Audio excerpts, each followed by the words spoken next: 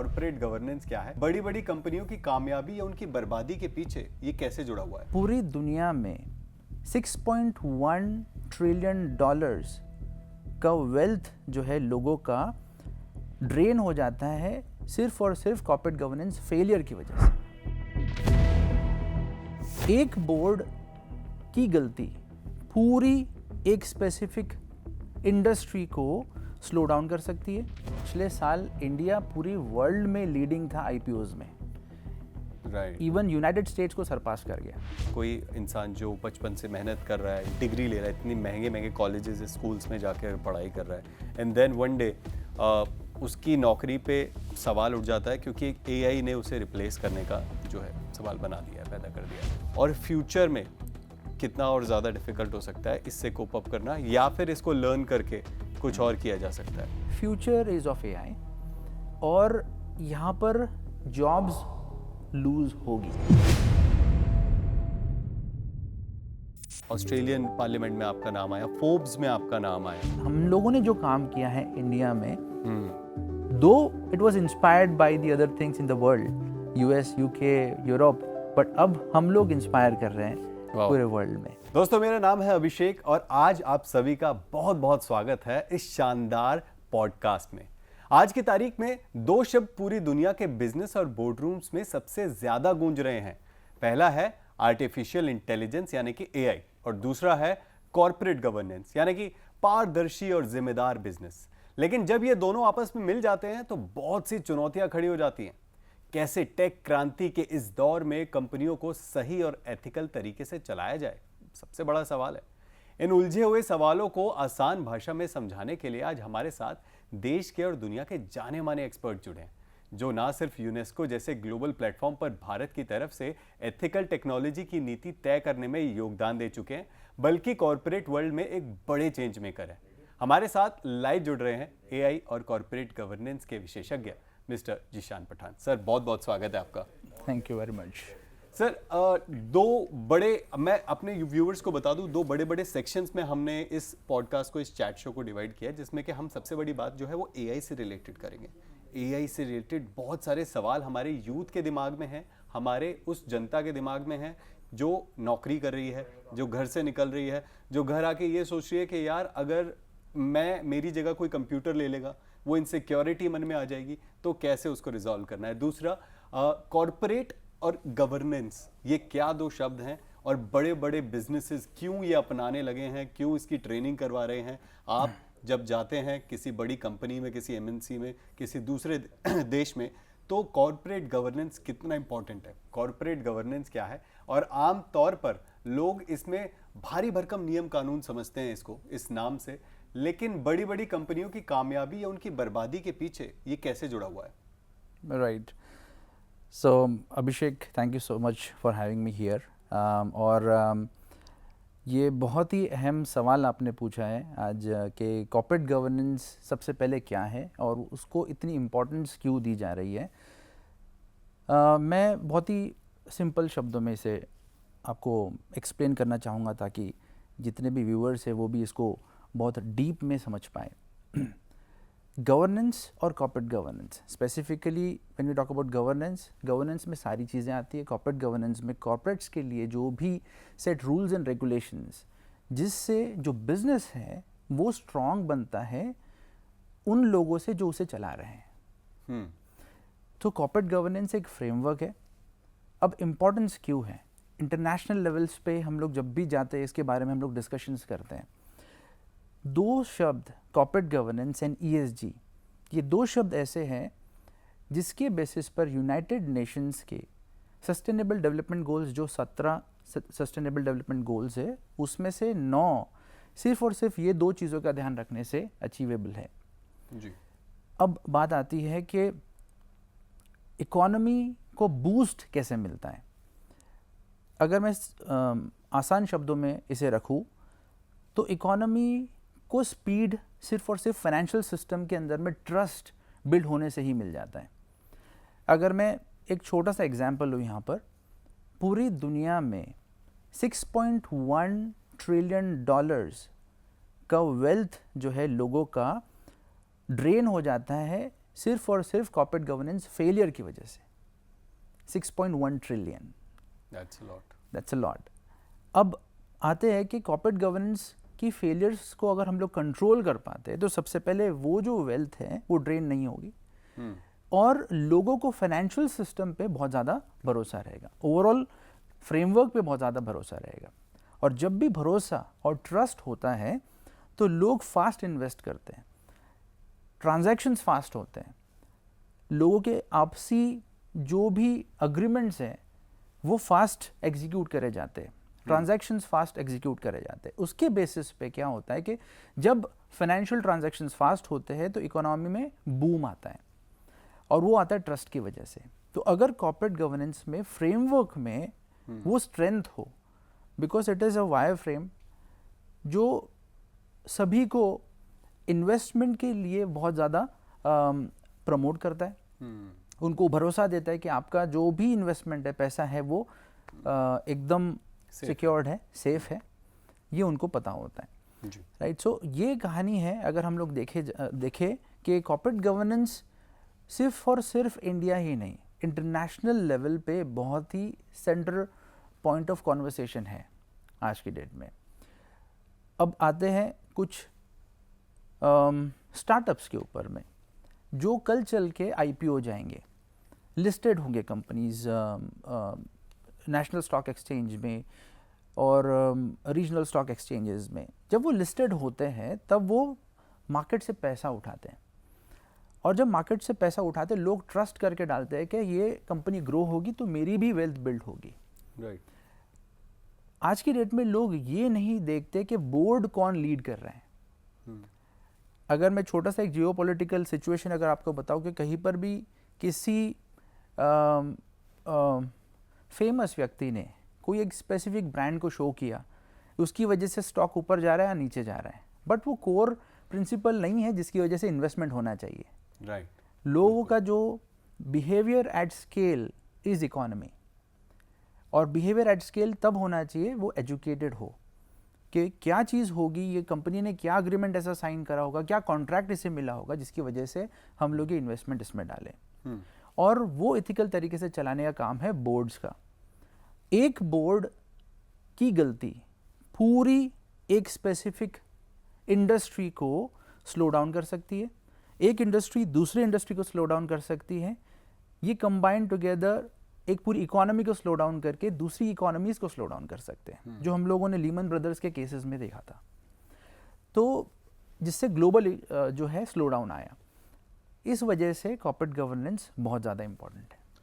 मतलब आप ये कहना चाहते हैं कि मैं अगर स्टॉक में पैसा लगा रहा हूँ या किसी कंपनी में पैसा लगा रहा हूँ, ऑब्वियसली मुझे नहीं पता कि वहाँ पे बोर्ड मेंबर्स क्या डिसीजन ले रहे हैं, सबको नहीं पता होता है कि बोर्ड मेंबर्स के नेक्स्ट स्टेप्स क्या हो सकते हैं। लेकिन कॉर्पोरेट गवर्नेंस के बारे में अगर मुझे पता है कि ये मॉडल वहाँ पे अप्लाई हो रहा है तो मैं ट्रस्ट कर सकता हूँ कि वहाँ पर कोई ऐसा इंसान है जो गलती होगी भी, अगर होने वाली होगी तो वो नहीं होने देगा, और कोई बोर्ड में मेंबर जो होंगे उनके डिसीजंस को पहले ही स्क्रूटनाइज करके उनको सही या गलत मापेगा। डेफिनेटली यही है।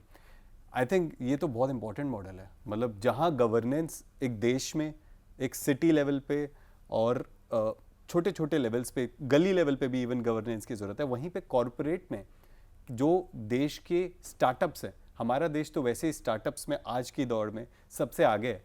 मतलब हज़ारों लाखों स्टार्टअप्स हमारे देश में रोज़ बन रहे हैं, और वो स्टार्टअप्स अगर आईपीओज बनना चाहते हैं, आईपीओज अपने लॉन्च करना चाहते हैं, कहीं ना कहीं इस मॉडल की उनको ज़रूरत तो पड़ेगी। डेफिनेटली। आपने जैसे आईपीओ की बात करी तो मैं पिछले साल का आंकड़ा आपको बताता हूँ।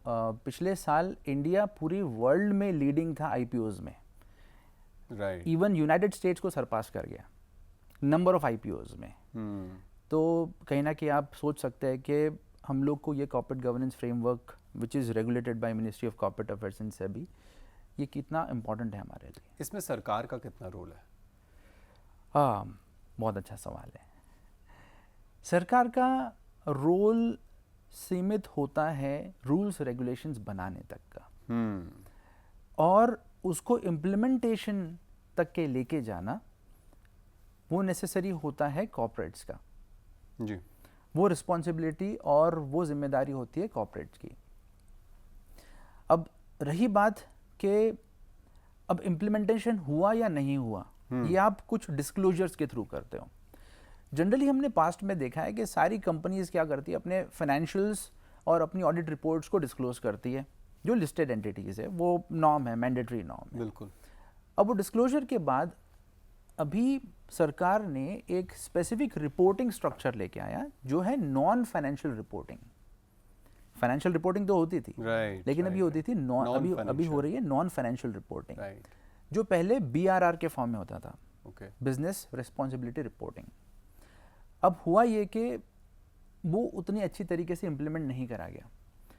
फिर सरकार ने नया BRSR, business responsibility and sustainability reporting, जिसमें ESG का इम्प्लीमेंटेशन आ गया, एनवायरनमेंट को बहुत इंपॉर्टेंस दी गई, सोशल एस्पेक्ट को बहुत इंपॉर्टेंस दी गई, और वो नॉन फाइनेंशियल डिस्क्लोजर्स में आया। 9 प्रिंसिपल्स है जिसके अंदर में डिस्क्लोजर्स करना होता है कंपनीज को। अब होता ये है कि एक कॉन्सेप्ट है जिसे कहा जाता है ग्रीन वॉशिंग। अब ग्रीन वॉशिंग क्या है, पहले मैं कॉन्सेप्ट समझाने से पहले मैं आपको ये बता सकता हूँ कि यूके में रिसेंटली ग्रीन वॉशिंग को क्रिमिनल ऑफेंस जैसा रिकॉग्नाइज करा गया है। ओह। अब ग्रीन वॉशिंग होता क्या है? ग्रीन वॉशिंग ये होता है कि आप ESG के प्रिंसिपल्स कंपनी में नहीं लगा रहे, नहीं इंप्लीमेंट कर रहे, लेकिन आप रिपोर्ट कर रहे हो कि आपने इंप्लीमेंट किया है। तो कहीं ना कहीं आप सिर्फ एक पिक्चर बना रहे हो, पिक्चर दिखा रहे हो रिपोर्ट्स में, लेकिन रियल इंप्लीमेंटेशन नहीं हो रहा है। तो अब रही बात है कि इंडिया में अभी उतने स्ट्रिक्टर नॉर्म्स नहीं आए, लेकिन मैंडेटरी डिस्क्लोजर्स आ चुके हैं।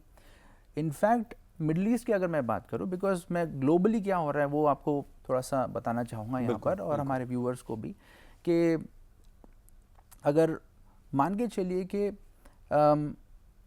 हम लोग अगर UAE की बात करें तो वहाँ पर पहले ये था वॉलंटरी, ESG डिस्क्लोजर्स वॉलंटरी था, अब वो मैंडेटरी हो चुका है। राइट। तो ये सारी कहानी आती है ESG की।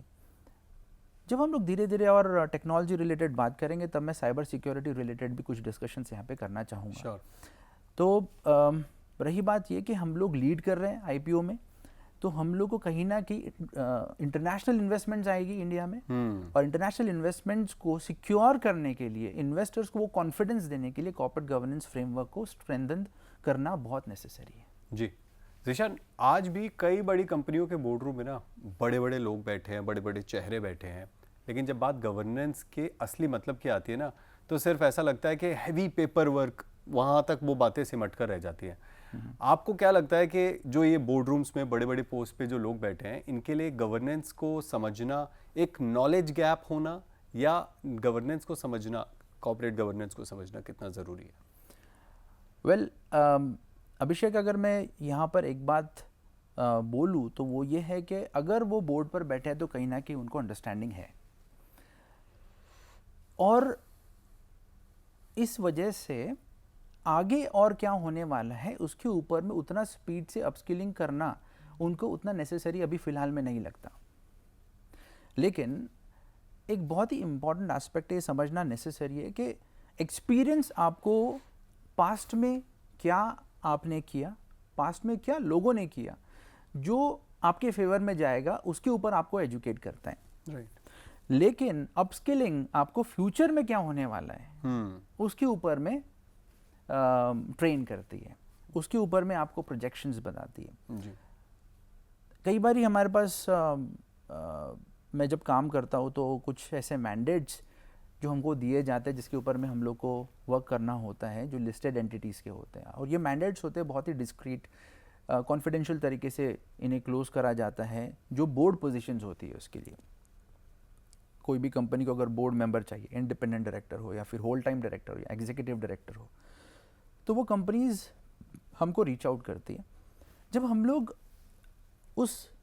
उनके ऊपर काम कर रहे होते हैं, उन मैंडेट्स के ऊपर काम कर रहे होते हैं, तो एक बात कई बारी हमको समझ में आती है कि एग्जिस्टिंग डायरेक्टर्स सिर्फ बिकॉज कि वो बोर्ड पोजीशन पे जा चुके हैं, वो आगे कैसे बढ़ना है उसके ऊपर अपस्किल नहीं करते हैं। और ये भी कंप्लेंट्स आती है हमारे पास कि board members come अनप्रिपेयर्ड for the board meetings. तो ये सिर्फ अपॉर्चुनिटी मिलने तक का काम नहीं है, अपॉर्चुनिटी मिलने के बाद की रिस्पॉन्सिबिलिटी है। राइट ज़ीशान, इसी के ऊपर मेरा नेक्स्ट क्वेश्चन है, specially board members, board directors के ऊपर। जब किसी डायरेक्टर को खुद नहीं पता होता कि उसकी असली जिम्मेदारी क्या है, तो इसका खामियाजा सिर्फ कंपनी को नहीं भुगतना पड़ता, उन सभी जो हम बात कर रहे थे उन सभी शेयर होल्डर्स को भी भुगतना पड़ता है, जो अपनी खून पसीने की जो मेहनत की कमाई है वो उन कंपनीज में लगाते हैं, स्टॉक्स में लगाते हैं, और एक तरीके से ये एक जुए की तरह हो जाता है उनकी लाइफ में। तो वहाँ पर इंपॉर्टेंस पता चलती है कि डायरेक्टर को इस अपस्किलिंग करना या उस कॉर्पोरेट गवर्नेंस के बारे में समझना कितना ज़रूरी है। राइट अभिषेक, इसमें एक बात तो फॉर श्योर है कि सिर्फ स्टॉक में इन्वेस्टर्स जो इन्वेस्ट करते हैं वही लोग इसका खामियाजा नहीं भुगतते जी। बाकी लोग, सभी लोग करते हैं। फॉर एग्जांपल, नंबर वन, मैं इनको स्टेक होल्डर्स कहूँगा और स्टॉक इन्वेस्टर्स नहीं कहूँगा, मैं इनको स्टेक होल्डर्स कहूँगा। स्टेक होल्डर्स कौन कौन से होते हैं? जैसे आपके बोर्ड डायरेक्टर्स हो गए, आपके एम्प्लॉयज़ हो गए, आपके वेंडर्स हो गए, आपके पार्टनर्स हो गए, ये सभी लोग कंपनीज से कनेक्टेड होते हैं, सारे लोग कंपनी से कनेक्टेड होते हैं, और ये जो मल्टीपल स्टेक होल्डर्स है ये सारे लोग उससे इम्पैक्ट होते हैं। अब रही बात कि हम लोग बात करें अपस्किल, कैसे अपने आप को अपस्किल रखना, वो नेसेसरी इसीलिए हो जाता है क्योंकि आज का दौर जो है काफ़ी अलग है। आज आप देखोगे तो एआई हर 5-6 महीने में कुछ एक्सट्रीम चेंज या एवोल्यूशन ला रहा है। बिल्कुल। जो शायद पिछले कुछ 10 सालों में करा जाता था, आज सिर्फ 1 या 1.5 साल में करा जा रहा है। तो एआई की एवोल्यूशन की वजह से, साइबर सिक्योरिटी थ्रेट्स और रिस्क की वजह से, क्लाउड की जो पावर है उसकी वजह से, latest cutting edge technologies like machine learning and blockchain, ये डायरेक्टर्स को पता होना नेसेसरी है। अब इसका एक छोटा सा एग्जांपल देता हूँ। आपने एक डिजिटल कंपनी जो बनने वाली थी लेकिन वो कहीं ना कहीं रेस्ट्रिक्ट कर दी गई, उसके बारे में ज़रूर सुना होगा। एक कोडैक नाम की कंपनी काफ़ी फेमस है, और डिजिटल, वो सबसे पहले कैमराज में बिल्कुल बहुत बड़ा नाम था उनका। सबसे पहला डिजिटल कैमरा उन्होंने ही बनाया था, उन्हीं के एक इंजीनियर ने बनाया था। बट ये है कि बिकॉज उनका दूसरा बिजनेस इतना बड़ा था तो उन्होंने डिजिटल के ऊपर में ज़्यादा फोकस नहीं किया, और कहीं ना कहीं मैनेजमेंट ने वो बात पीछे लेके चले गए और उसको आगे प्रमोट नहीं किया। एज अगेंस्ट दैट जो बाकी दूसरी कंपनीज थी उन्होंने डिजिटल कैमरा लेके आ गए और वो प्रमोट करा गया जी। तो कहीं ना कहीं कोडैक का जो बिजनेस था वो पूरी तरह से आप कह सकते हैं कि बैंक्रप्सी की तरफ चला गया। लेकिन फिर भी they bounce back, they recovered. तो होता ये है कि not to quote just one company, there are several companies जहाँ पर पहले एक ट्रेंड होता था कि बोर्ड ऑफ डायरेक्टर, अगर डायरेक्टर कोई बनेगा तो वो फाइनेंस या फिर लीगल बैकग्राउंड से आना चाहिए, और अगर वो फाइनेंस या लीगल बैकग्राउंड से है तो ही वो बोर्ड मेंबर बनने के काबिल होगा या बन सकता है। लेकिन आज की डेट में वो ट्रुथ नहीं है। बोर्ड्स जो आज की डेट में बेस्ट परफॉर्मिंग बोर्ड्स हैं, ये सारी कंपनीज या फिर जो कंपनी का मैंने नाम भी लिया, उन्होंने पूरा रिवैम्प किया अपने बोर्ड को, और हर एक कंपनी आज की डेट में जो स्पीड से ग्रो करना चाहती है, इम्पैक्ट क्रिएट करना चाहती है, वो चाहते हैं कि बोर्ड पर डाइवर्सिटी बनी रहे। तो बोर्ड डाइवर्सिटी का कॉन्सेप्ट जो है वो अभी आज की डेट में बहुत ज़्यादा वोग में है। और diversity is not just for is based on gender diversity, it's based on the diversity of skill set. अगर मेरे बोर्ड पर ह्यूमन रिसोर्स बैकग्राउंड से कोई नहीं है और डिसीजंस अगर ह्यूमन रिसोर्स रिलेटेड लिया जा रहा है तो मेरे पास एक्सपर्टीज नहीं है। बिल्कुल। अगर कंपनीज आज की डेट में साइबर सिक्योरिटी से डील कर रही है तो मेरे बोर्ड पर एक ऐसा बंदा होना चाहिए जो साइबर सिक्योरिटी को समझता है और वो समझा भी सकता है लोगों को जी। अब होता क्या है कि एक बोर्ड डायरेक्टर के पास वो स्किल सेट है, बाकी बोर्ड डायरेक्टर्स के पास वो स्किल सेट नहीं है। तो होता ये है कि उसका जो थॉट प्रोसेस है वो बाकी बोर्ड मेंबर्स समझ पा रहे हैं या नहीं समझ पा रहे, वो भी बहुत नेसेसरी है। बिल्कुल। तो अगर आप लीगल बैकग्राउंड से हो या फाइनेंस बैकग्राउंड से हो, आपको टेक्नोलॉजी को समझना, और कोई टेक्नोलॉजी वाला बंदा है उसको दूसरे डिविजन्स और दूसरे फंक्शंस के बारे में समझना नेसेसरी है। तो कॉर्पोरेट गवर्नेंस और टोटल 9 to 10 स्किल सेट जो होती है वो रिक्वायर्ड होती है बोर्ड पर आपको सर्व करने के लिए। इसका मतलब ये नहीं कि आपको, अगर आप फाइनेंस बैकग्राउंड से तो आपको टेक्नोलॉजी इंप्लीमेंट करना पड़ेगा, आपको कोडर बनना पड़ेगा, वो नहीं, लेकिन आपको उसकी स्ट्रेंथ्स, वीकनेसेस, उसके हार्म क्या हो सकते हैं, राइट, वो सब आपको पता होना चाहिए once you are serving as a board member. Right. Zeeshan, अगर बात करें एआई की, क्योंकि एआई पे भी एक बहुत इम्पोर्टेंट सवाल आता है कि आज के डेट में एआई एक इनसिक्योर, किसी के लिए भी इनसिक्योरिटी की तरह देखा जा रहा है। कोई इंसान जो बचपन से मेहनत कर रहा है, डिग्री ले रहा है, इतनी महंगे महंगे कॉलेजेस स्कूल्स में जाकर पढ़ाई कर रहा है, एंड देन वन डे उसकी नौकरी पे सवाल उठ जाता है क्योंकि एआई ने उसे रिप्लेस करने का जो है सवाल बना दिया है, पैदा कर दिया है। अगर अभी बात करें एआई की, तो कितना खतरनाक है। कोई इंसान अगर अपनी डेस्क पर काम कर रहा है, कोई भी फील्ड हो, चाहे आईटी फील्ड हो, चाहे मीडिया फील्ड हो, उसके लिए वो कितना खतरनाक है अभी, और फ्यूचर में कितना और ज़्यादा डिफ़िकल्ट हो सकता है इससे कोप अप करना, या फिर इसको लर्न करके कुछ और किया जा सकता है। राइट। अभिषेक, आपके सवाल के 2 पार्ट्स हैं। एक तो करंट एजुकेशन सिस्टम में जब लोग पढ़ रहे हैं और उनके दिमाग में इनसिक्योरिटी है कि क्या आगे चल के एआई मेरा रोल ले लेगा, क्या मैं रेलेवेंट रहूँगा। दूसरा ये कि जो एग्जिस्टिंग वर्कफोर्स है वो भी ये बात इवैल्यूएट कर रहे हैं कि क्या एआई से हमारे जो ओवरऑल वर्किंग है उसके ऊपर में कुछ इम्पैक्ट आ सकता है। इनसिक्योरिटी फॉर श्योर होगी ही, बिकॉज हम लोग जिसे कहते हैं एक पॉइंट ऑफ सिंगुलैरिटी, एआई इसके आगे क्या कर सकता है वो ह्यूमन माइंड अभी सोच ही नहीं पा रहा है, वो है पॉइंट ऑफ सिंगुलैरिटी, क्योंकि उसके बियॉन्ड क्या होगा ये हमको नहीं पता। हाँ, स्पेकुलेशंस है, उसके ऊपर रिसर्च वर्क चालू है, बट हाँ फॉर श्योर एक बात तो यहाँ पर तय है, और as an AI expert I can tell you कि फ्यूचर इज़ ऑफ एआई, और यहाँ पर जॉब्स लूज होगी, और ऐसी लोगों की जॉब लूज होगी जो एआई में ट्रेंड नहीं है, एआई में स्किल्ड नहीं है, एआई की इम्प्लीमेंटेशन नहीं जानते। तो उसको आप कह सकते हो कि स्क्यूनेस ऑफ एम्प्लॉयमेंट। कुछ लोग जिनको एआई की समझ नहीं है वो लोग अनएम्प्लॉयड हो सकते हैं, और जो लोगों को एआई की समझ है वो लोग जो है इन लोगों से ज़्यादा कमा सकते हैं। तो ये स्क्यूनेस आने वाली है, इसमें कोई मिडिल पार्ट नहीं रहेगा, तो ये स्क्यूनेस ज़रूर होगी। अब मैं एक छोटा सा एग्जांपल लेता हूँ। अगर हम लोग कोडिंग की बात करें तो आज की डेट में कोडिंग और कोड बेस को समझने की पूरी क्षमता एआई के अंदर है। तो आज की डेट में जितने भी डेवलपर्स हैं, कोडर्स हैं, वो लोग एआई यूज़ करते हैं कोड डेवलप करने के लिए। एज अगेंस्ट अगर मैं एक ऐसे डेवलपर की बात करूं जो एआई यूज़ करना नहीं जानता है कोड डेवलप करने के लिए, तो उसका काम स्लो रहेगा। राइट। कंपनीज जो है चाहती है फास्ट रिजल्ट्स, इस वजह से वो कोडर को भी एआई को यूज़ करके अपने कोड बिल्ड करना आना चाहिए। अब यहाँ पर स्किल सेट और जो कोडर है उसको रिप्लेस करना बहुत मुश्किल है। कैसे? क्योंकि अगर एआई ने कोई कोड लिखा है उसको रिव्यू करना ज़रूरी है, उसकी सिक्योरिटी, उसकी सेफ्टी क्या है उसको रिव्यू करना ज़रूरी है, क्या ये एथिकल तरीके से इम्प्लीमेंटेशन हो रहा है ये एप्लीकेशन का, उसका रिव्यू ज़रूरी है, उसका इवैल्यूएशन। लेकिन उसी में अगर रिव्यू करने के लिए पहले 4 लोग किसी कोड को बनाने में लगते तो वहाँ वो घट के अब 2 या 1 बन गया है। Yes. तो that is the big problem. That is a big problem. लेकिन इसमें क्या होगा अभिषेक, इसमें होने ये वाला है कि दुनिया के पास, कंपनीज के पास बहुत काम है। जो काम वो 1 साल में करते थे अभी वो 6 महीने में कर रहे हैं।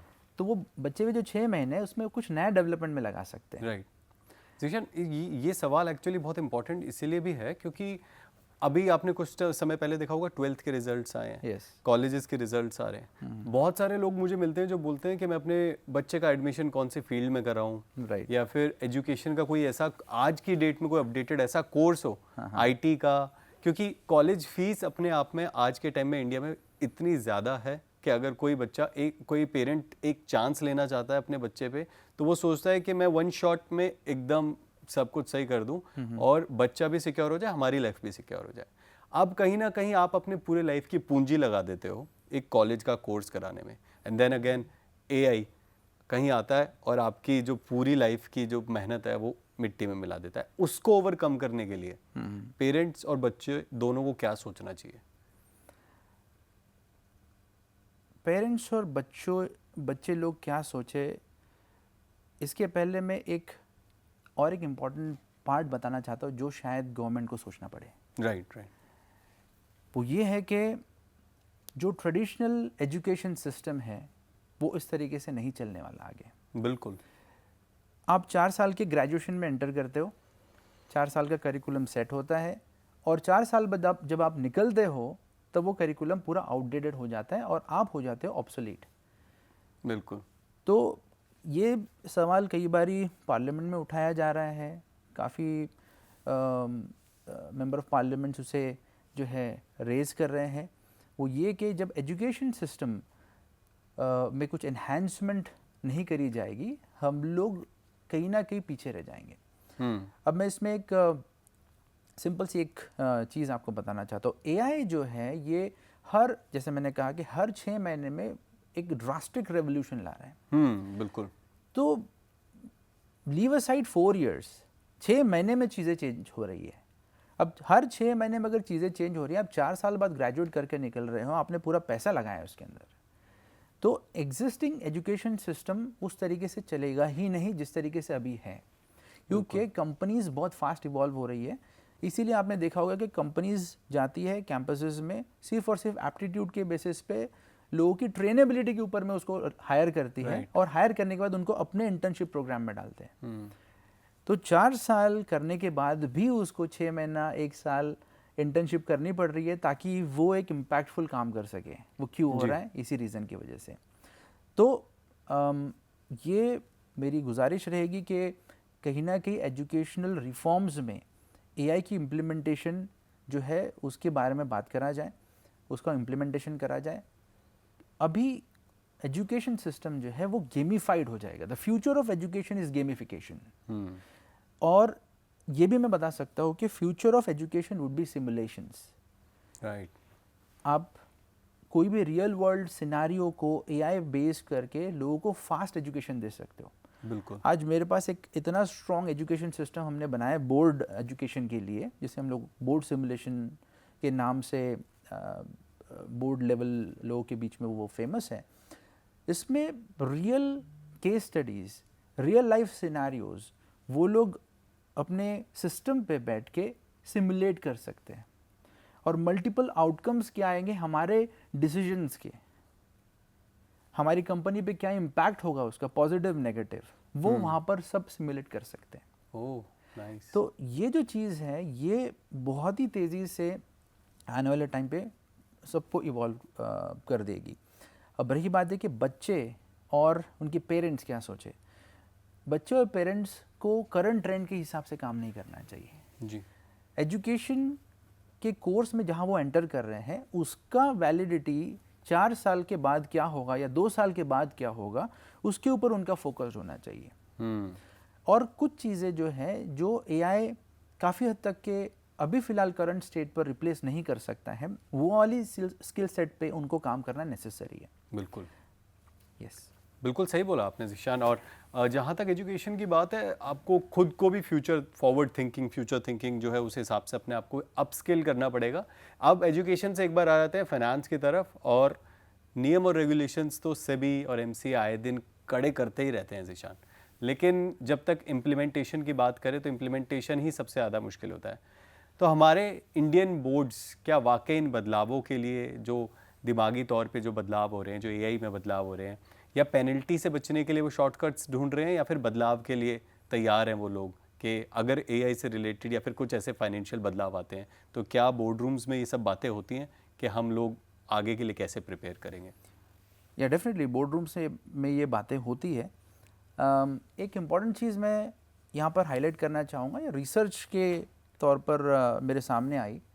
67% बोर्ड मेंबर्स जिनको सर्वे करा गया वो चाहते हैं अपने बोर्ड मेंबर्स को रिप्लेस करना।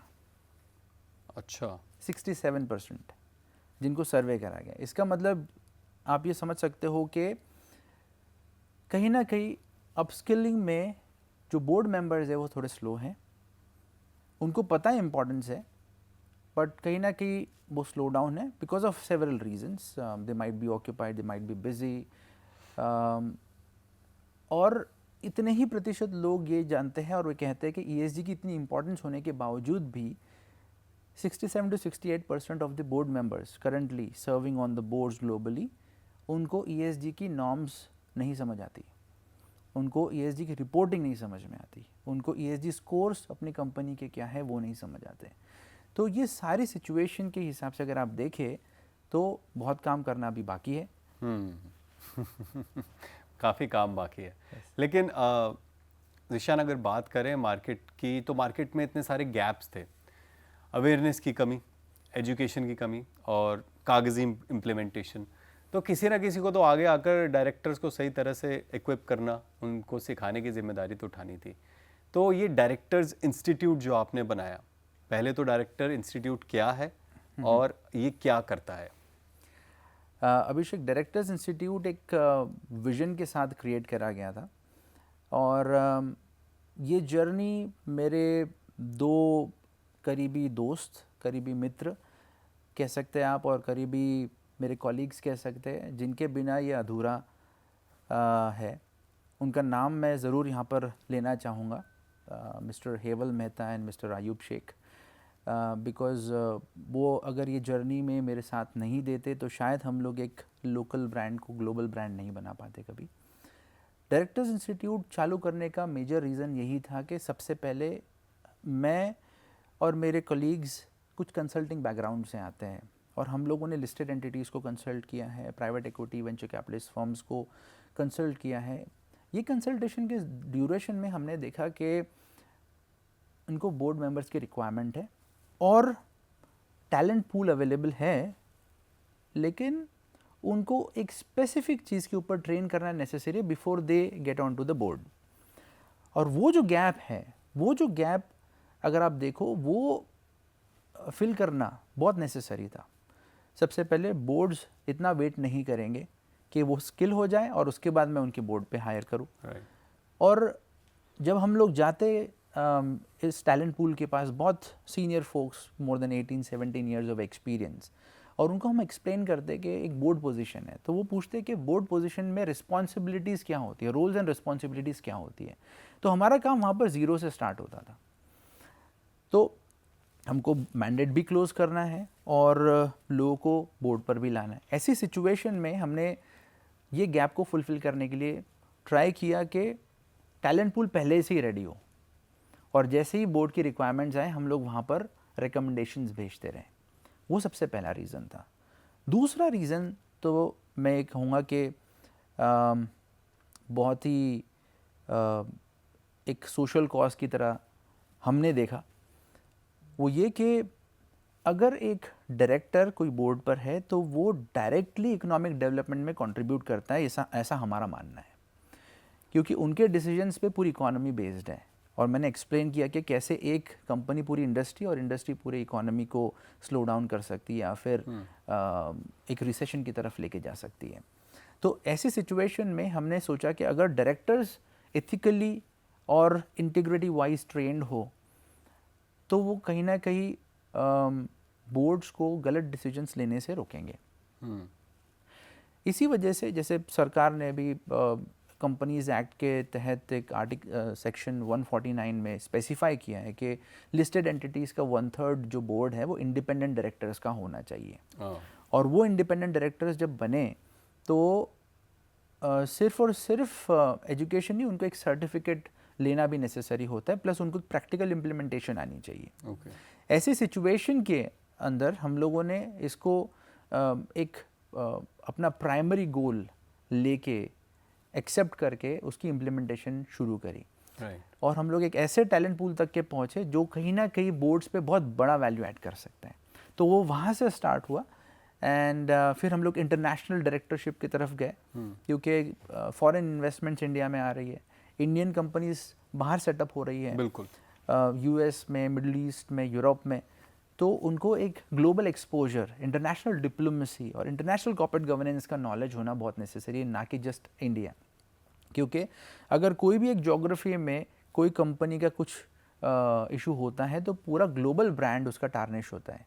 तो ये सिचुएशन में ग्लोबल कॉर्पोरेट गवर्नेंस की उनको नॉलेज होनी ज़रूरी है जी। और एम्प्लॉयमेंट जनरेट करने के लिए इससे बेस्ट तरीका और कोई हो नहीं सकता। तो हम लोगों ने बिल्कुल, ये तो काफ़ी अच्छा आइडिया है एंड आई थिंक आप जहाँ तक पहुँचे हो आप, ये कहीं ना कहीं आपकी जो मेहनत है और आपकी सोच है, ये आइडिया ही है जो देश को और कंपनीज़ को, सिटीज़ को, स्टेट्स को और फिर देश को आगे बढ़ाता है। तो कहीं ना कहीं आपका जो आइडिया है उससे एक कंपनी तो इम्पैक्ट होती है लेकिन पूरी इकोनॉमी, जैसे आपने समझाया, वो इम्पैक्ट होती है। जीशान, जैसे कि आपने बताया कि आप हैं यंगस्टर, ऐसे बहुत सारे हमारे देश के ऐसे यंगस्टर्स हैं जो देश की इकोनॉमी और कंपनीज़ की इकोनॉमी को कहीं ना कहीं कनेक्ट करते हैं और ऐसे थॉट्स और ऐसे आइडियाज़ को लेकर आते हैं जिससे कि देश भी आगे बढ़े और जो कंपनीज़ हैं, जो कॉर्पोरेट्स हैं, वो भी कहीं ना कहीं अपने आप को ग्लोबली आउटशाइन कर सकें। अब इतनी सारी अचीवमेंट्स के बाद आप ऑस्ट्रेलियन पार्लियामेंट में आपका नाम आया, फोर्ब्स में आपका नाम आया, इतनी प्रतिष्ठित मैगजीन्स में आपके इंस्टीट्यूट का नाम आया। तो आप जो इंडिया की ये ग्रोथ है और जो हमारे यंगस्टर्स हैं, जो थॉट लीडर्स हैं, इनकी जो ग्रोथ है उसको कैसे देखते हैं?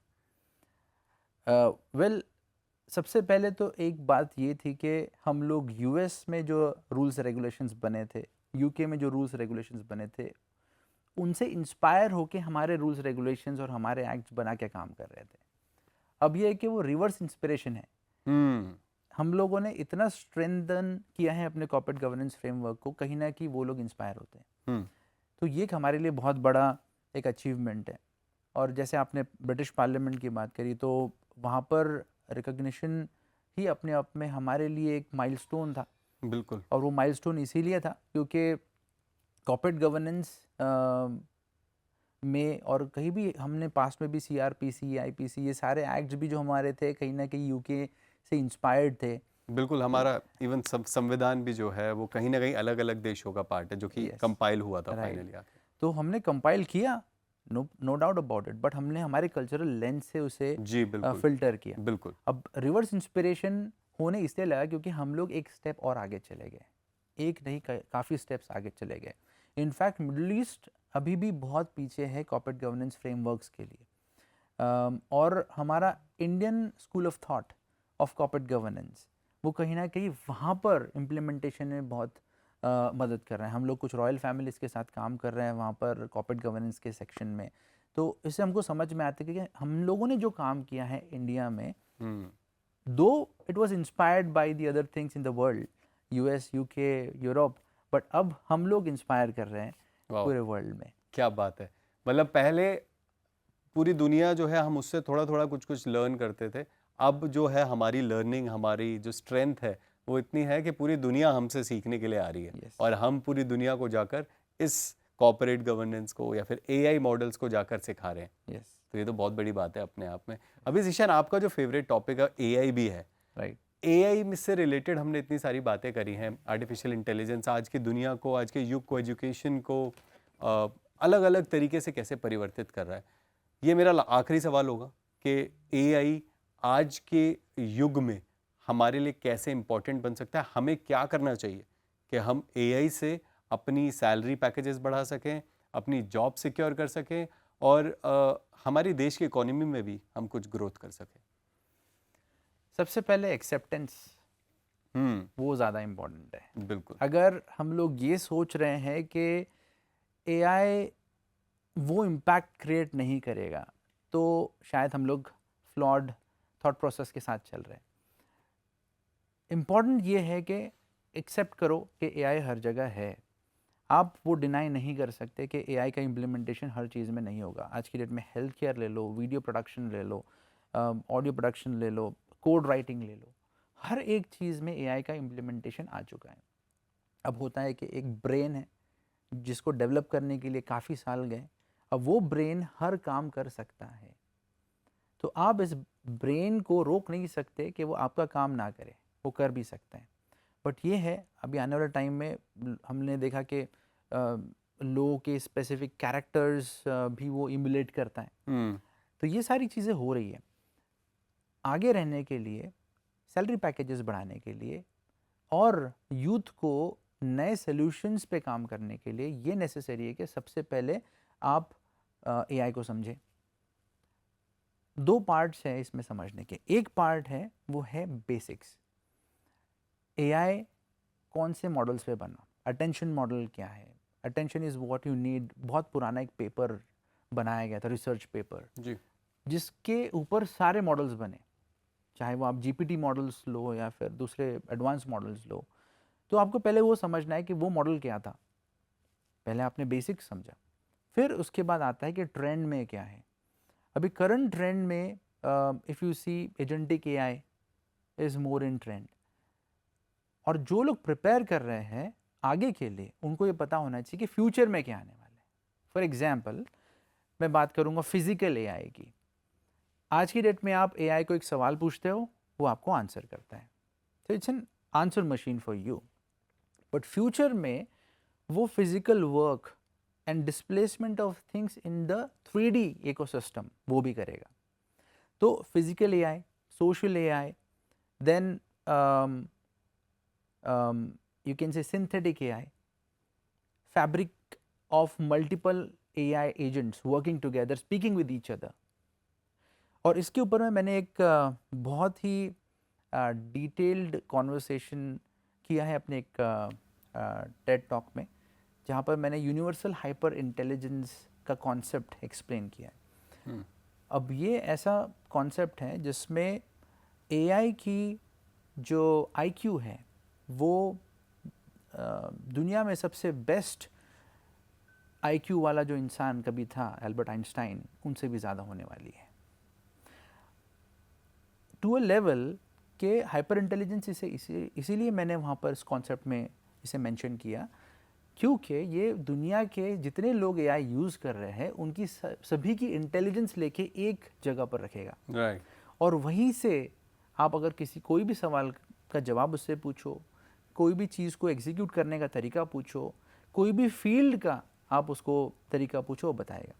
अभी ड्यूरेशन था जेनेरिक एआई का, बट आने वाले टाइम पर आने वाला है स्पेसिफिक एआई का ज़माना, जिसमें हमने ऑलरेडी पहल कर दी है। जैसे अगर मैं हमारे एक वर्ल्ड डेवलपमेंट कॉर्पोरेशन के एक सोल्यूशन की बात करूँ जिसे lottery.ai के नाम से जाना जाता है, ये एक सोल्यूशन, एक टूल हमने बनाया है जो इंडियन लीगल सिस्टम को स्पीड करने में हेल्प करेगा।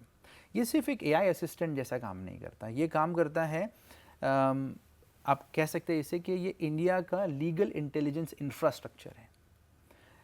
और ये स्पेसिफिक एआई है, it's not a generic AI, और ये specifically legal system, legal framework, legal thought process, legal proceedings के लिए ट्रेन करा गया है। तो ऐसे ही अगर मैं हेल्थ केयर की बात करूँ तो अलग अलग ब्रेन्स, स्पेसिफिक एजेंट्स और group of agents trained specifically for health care sector. और हेल्थ केयर में अगर हम लोग बात करें तो हेल्थ केयर एक वन ऑफ अ फिनोमिनन नहीं होना चाहिए किसी के लिए भी। Health care has to be daily affair for everyone. For example अगर मैं ये एक रिंग की बात करूँ, राइट, तो ये एआई रिंग है, ये हमारा प्रोडक्ट है, is our product, we have created this. अब ये डेली हेल्थ केयर एआई है आपका। कैसे? बिकॉज ये आपका स्ट्रेस लेवल, आपके glucose level, oxygen level, heart rate, and in fact जो सबसे इंपॉर्टेंट है आपकी स्लीप साइकिल्स, उसको मॉनिटर करता है। फीमेल्स के लिए मेंस्ट्रुअल साइकिल्स वगैरह उसको मॉनिटर करता है, और वो डेली बेसिस पे आप अपनी रिपोर्ट देख सकते हो। जब आपके पास ये रिपोर्ट्स है तो आप डेली उसके ऊपर रिकमेंडेशंस देख सकते हो। इसमें फैमिली फंक्शंस है जिसमें आप किसी फैमिली मेम्बर को अगर कुछ ऊपर नीचे हो रहा है, उनकी हार्ट रेट्स ऊपर नीचे हो रही है, तो आपको वो नोटिफिकेशंस देते हैं। तो एआई जो है अभी और ये ब्रांड इसीलिए इम्पॉर्टेंट है, हम लोगों ने इसका नाम बहुत सोच समझ के रखा था। इसका नाम रखा है AIFE, AIFE, AI for everything, AI for everyone, right?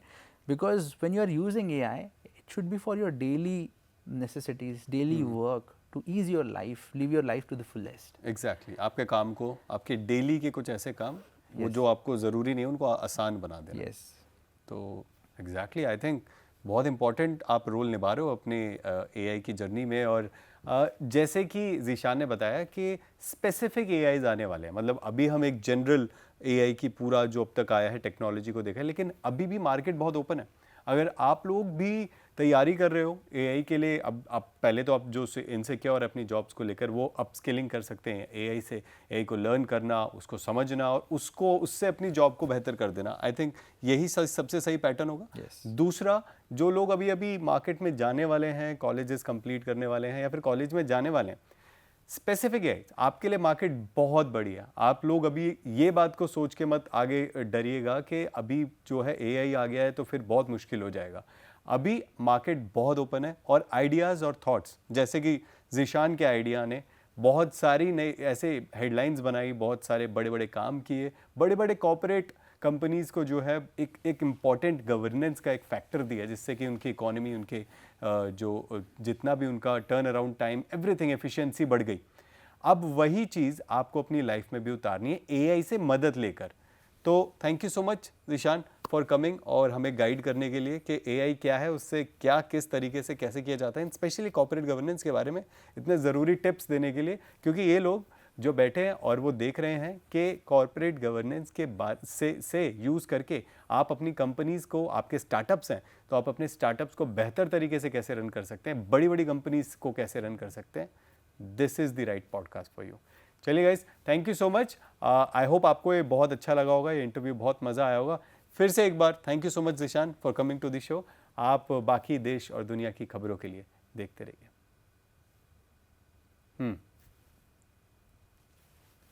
ठीक है, हाँ मैंने बीच में बोल दिया, नहीं इन्होंने बोल दिया यूनेस्को के सस्टेनेबल डेवलपमेंट जो गोल्स हैं उसके बारे में इन्होंने बोल दिया, अच्छा खासा बोला था फिर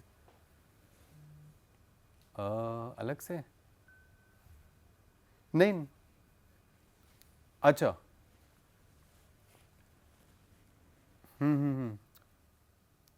ठीक है, कर लेते हैं एक शॉर्ट ना प्रोमो रिकॉर्ड करेंगे। इंटरव्यू इज़ डन और एक शॉर्ट प्रोमो हम लोग रिकॉर्ड करेंगे। उसमें मैं ये बोल दूंगा कि हम लोग किस बारे में बात करने वाले हैं, वो इंट्रो आप एक शॉर्ट टॉपिक्स थोड़ा सा आप बता देना, मतलब may be 5 second 6 seconds on each, ठीक है। तो आप प्रॉम्प्ट करेंगे मुझे एक एक? मैं आपको बता दूँ? अच्छा। नहीं आप ओवरऑल बता देना। अच्छा, मैं एक बार बस बोल दूंगा, आप बता देना। ओके, करें क्या?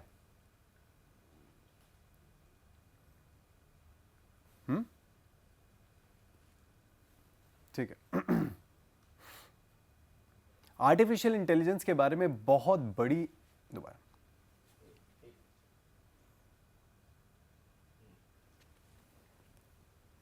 आर्टिफिशियल इंटेलिजेंस, आई नो ये शब्द जो है कई लोगों को बहुत भारी लगता है, बहुत डिफिकल्ट लगता है, लेकिन मानो मेरी बात, इतना आसान है ये और इसको समझना उससे ज़्यादा आसान है, क्योंकि आज मेरे साथ जो गेस्ट जुड़े हैं उनके साथ हमने एक बहुत स्पेशल इंटरव्यू किया है। वो है ज़ीशान पठान। ज़ीशान, मैं इनके बारे में क्या ही बताऊं, एआई एक्सपर्ट हैं, दुनिया में, ऑस्ट्रेलिया में, यूके में, पार्लियामेंट में इनके डायरेक्टर्स इंस्टीट्यूट के बारे में परचम है। फॉर्ब्स में इनकी मैगजीन, फॉर्ब्स में इनके नाम का परचम लगाया गया, क्योंकि इन्होंने भारत से उठकर पूरी दुनिया में एआई से रिलेटेड, चाहे वो कॉर्पोरेट गवर्नेंस से रिलेटेड हो, कुछ ऐसी चीज़ें इन्वेंट करी, कुछ ऐसे थॉट्स दुनिया को दिए हैं जिससे कि इकोनॉमी को, एक देश की, एक कॉर्पोरेट की इकोनॉमी को बहुत बड़ा बूस्ट मिला है। Thank you so much Zeeshan, आप आए। लेकिन आज हमने क्या क्या बात करी उसके बारे में आप शॉर्ट ग्लिम्स ज़रूर बता दीजिए हमारी ऑडियंस को। बिल्कुल अभिषेक, आज हम लोगों ने बात करा कि कॉर्पोरेट गवर्नेंस क्यों हमारे लिए इम्पॉर्टेंट है और ग्लोबली इम्पॉर्टेंट है। हम लोगों ने डायरेक्टर्स इंस्टीट्यूट की जो जर्नी थी, क्यों वो एग्जिस्टेंस में आया और वो क्या पर्पस के लिए और आज क्या पर्पस को सर्व कर रहा है, उसके बारे में हम लोगों ने डिस्कस किया। हमने बोर्ड लेवल पे technological upskilling, cyber security, AI, उसकी अपस्किलिंग क्यों नेसेसरी है वो हमने डिस्कस किया। हमने इनफैक्ट ये भी डिस्कस किया कि आने वाले जो जनरेशन्स हैं उन्होंने एआई को किस तरीके से, एआई के ट्रेंड्स को किस तरीके से टैप करना चाहिए, अपने आप को प्रिपेयर करना चाहिए। मार्केट बहुत ओपन है, जॉब मार्केट बहुत बड़ा होने वाला है आने वाले टाइम पर, तो घबराने की ज़रूरत नहीं है इसके अंदर में। कई जगह पे जॉब्स लूज होगी तो कई जगह पे जॉब्स जो है बढ़ेगी भी, तो कहाँ बढ़ने वाली है उसको भी वो ट्रेंड को भी ध्यान में रखना बहुत नेसेसरी है। तो ये सारी चीज़ें हमने आज डिस्कस करी। बिल्कुल, thank you so much Ishaan. ये सारी बातें आप देख सकते हैं, ये पूरा पॉडकास्ट आपके लिए बहुत इंटरेस्टिंग है, और जितने भी लोग जो थोड़े से इनसिक्योर हैं अपनी जॉब को लेकर या फिर जो AI लर्न करना चाहते हैं, this is the right podcast and interview for you.